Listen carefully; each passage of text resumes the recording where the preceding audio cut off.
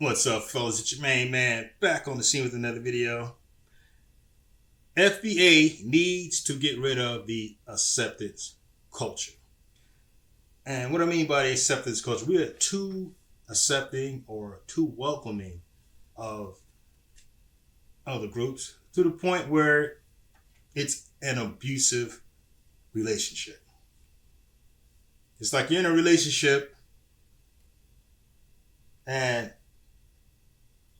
you get your ass whooped, you leave, you come back, oh baby, I'm sorry, I'm not gonna whoop you again. Then you get your ass whooped again. Oh baby, I'm sorry, I promise I'm not gonna do it anymore. Get your ass whooped again. And you keep going back. You get the same ass whooping again and again, and you never make change. But that's where we're at. We are too accepting of other ethnic groups, and they don't reciprocate the same level of welcoming. Now we have hood pass, ghetto pass, black cards, you're invited to the barbecue, white chocolate, all this old nonsense to try to be accepted by other people. But there's no yacht pass, there's no country club pass, there's no mariachi pass, no Cinco de Mayo pass, no chopstick pass. None of that. No one else has a pass for us. They all gatekeep their culture, as they should, and we should be doing the same thing. That's the problem. And that's why delineation is mandatory. It must be done, unless we want to be a race. Because I was listening to this knucklehead fool talk about the whole hip-hop thing. Oh, is that important? That's what's important, blah, blah, blah. Yes, it's a piece of history. And once you allow them to erase a piece of history, where does it end? You let them take that. What's the next step? You give them an inch, they'll take them out. Then they're going to erase something else, which is what has been going on for quite some time with various forms of music, history, etc. But we accepted it to go along, to get along. And that has to end. We have to put an end to that. It's an abusive relationship. We have to get rid of that. That with the African diaspora and the Democratic Party. This can no longer go on. We have to put an end to it. It's got to go. So I asked Grok, can you be too accepting? And the response is, yes, you can be too accepting. While openness and tolerance are valuable, this is true. Again, I'm not saying you should hate people, and you should never hate. Hate takes up too much space in your mind. Clouds your judgment. You should always shake and bake, but never hate. Get the money. Go for the bag. Get power. And that's the main problem with acceptance culture. It prevents us from seeking power because we're trying to be everybody's friend. Excessive acceptance can lead to overlooking harmful behaviors, and 60 years of voting for the Democratic Party is a demonstration of that. They've done nothing for us. Compromising personal boundaries or enabling destructive patterns. We can all see that. For example, consistently accepting mistreatment without addressing it can erode self-respect and mental health. That's our relationship with these other folks and the Democratic Party. And you have the old black media trying to keep you on the plantation. I don't know why we leaving Mouse's house. He been good to us. And I say, I'm not going to tell you to leave Mr. Charlie's plantation and run over there to Master Reynolds' plantation, because both are bad. Now, I have no wish to remove one shackle from around your necks, only to replace it with one of my own. You got to make them earn your vote. We don't demand things for our vote. We just vote blue no matter who, which is dumb, which is also as dumb as vote red till you're dead. Both strategies are dumb. Because what exactly are you getting? If you don't demand something specific, you get nothing. And that's been our problem all along. We fell for empty gestures, symbolic gestures. pat on the head. And I'm going to show you how black people vote. I'm going to show you this clip. It's a comedic clip, but it's factual. That's what makes it funny, because it's true. So let's check this out. Before you support any of these candidates, find out if they're going to rid our communities of the hustlers and pushers.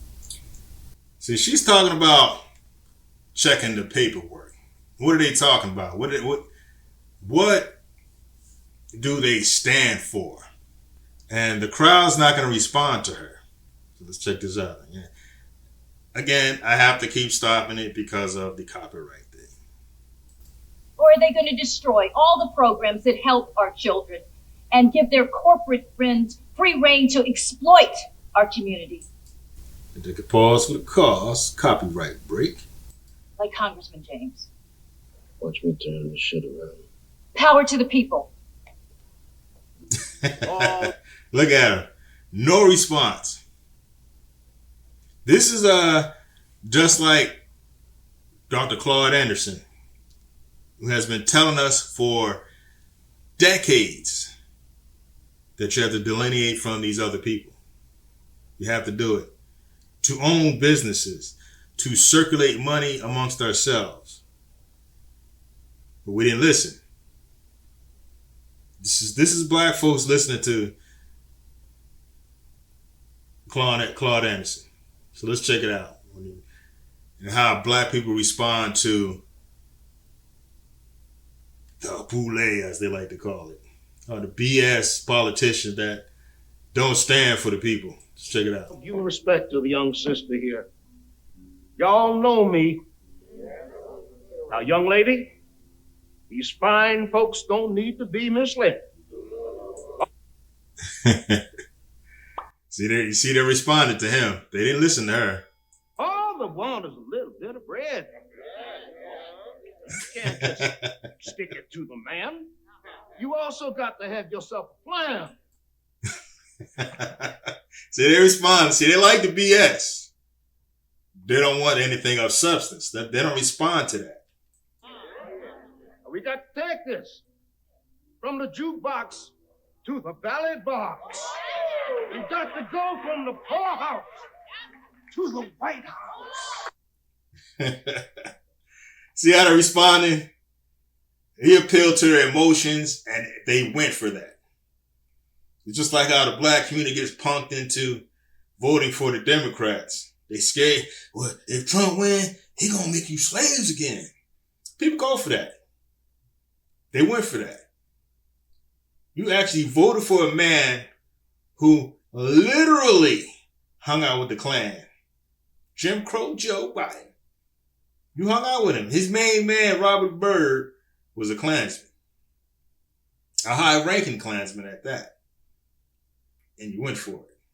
You still voted for it. Instead of aligning, let's take this thing from sea to shining sea. Keep the So that's black folks in the shell. It's a comedic take, but there's truth in the joke. As you can see how it panned out. We voted for the same party for decades and received nothing in return. No benefits. No improvement in the black community. Actually, the black wealth is going backwards. So let's take a look at another clip on how the civil rights generation dropped the ball with reparations and black wealth. Damn it, man, I heard the People's Revolutionary Army was once 1,000 strong. Now what happened? They got government jobs. That government office building on 25th Street. Yeah? We went down to take it over. But they were hiring that day. The brothers walked in with guns. We came out with jobs. The brothers weren't mad anymore. So this is more of a comedic way of looking at it, but essentially, it is true. Instead of fighting for reparations, they accepted trinkets, government jobs, things of that nature, and also put themselves in a position of last hired, first fired. They didn't fight for self-economics. They had this I arrived sentiment. We got jobs. We living good. They didn't build a culture of financial independence. And that's why there is no money to pass down for the majority of us. So let's take a look at some of these politicians. And I'm going to show you why I say not to vote for foreign blacks. Because I believe that if you're not at least third generation American, and this goes beyond blacks, this is Latinos, Indians, anyone from the so-called third world who come here and do not want to integrate, I will not vote for them. Let's check this out. So let's check out Mayor Karen Bass, September 9th, 2018. My grandfather, Salvador, came to this country from Mexico in the arms of his mother. So this is why she's all gung-ho about giving money to people who cross the border illegally and have no business here. Because she's related to them. She sympathizes with them. But on the flip side, she doesn't sympathize with us. They're giving them all types of money. And they're fighting hard to give them money. But they never done that for us. There's always symbolic gestures. There's not enough money. Hurry up and wait. We played this game too long. This is what acceptance gets you. We were too accepting of the BS. Yvette Clarke, over there in Brooklyn, her district has enough room for migrants. She can absorb them. See, she's not thinking about it. She's a foreigner. Her parents came from somewhere else. She's first generation to be born here. She's still a foreigner. I've noticed that people who are first generation still align with their homeland. Byron Donaldson's another one. Check the paperwork. Black faces in high places tell lies. They don't tell the truth.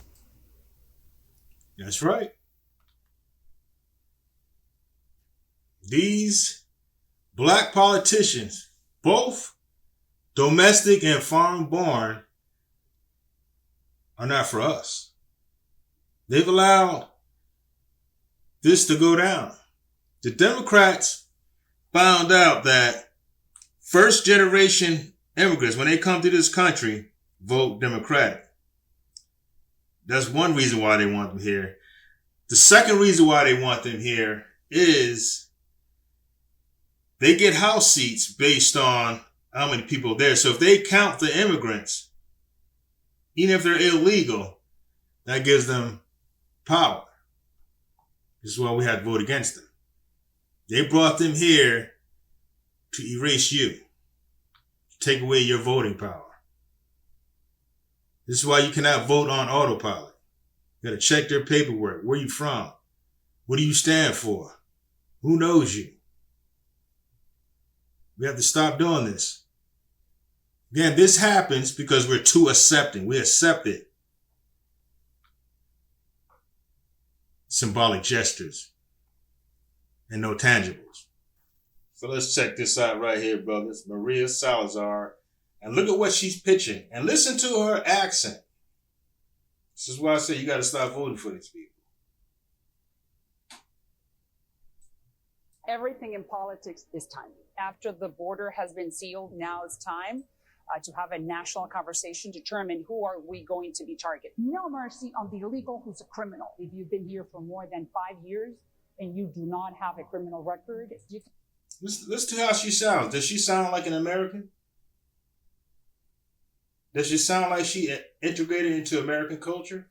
Or is she in a parallel society where they have their own culture?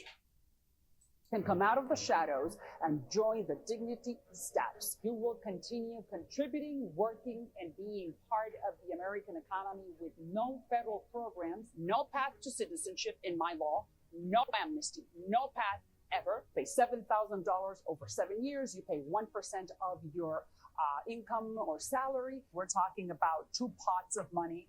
One $50 billion are we going to give back to the Treasury, and the other one is $70 billion. So she's fighting for illegal criminal invaders to stay here in America. This is why I say you can't leave one plantation for the other, because she's a Republican, or maybe a rhino Republican, as in Republican in name only. But she's a foreigner. So it doesn't matter, Democrat or Republican. These people from these other countries, first, second generation, are too close to their homeland. They're not trying to be American. Same thing goes for your man Westmore down there in Maryland. Same thing. He's a foreigner. He's a child of foreigners. If they're not at least third generation American, I'm not voting for them. Period. They're too close to their homeland. But anyway, brothers, I'm going to wrap this one up. Let me know what you think. Drop a comment below. Like, share, subscribe. And I'll see you brothers in the next video. Peace.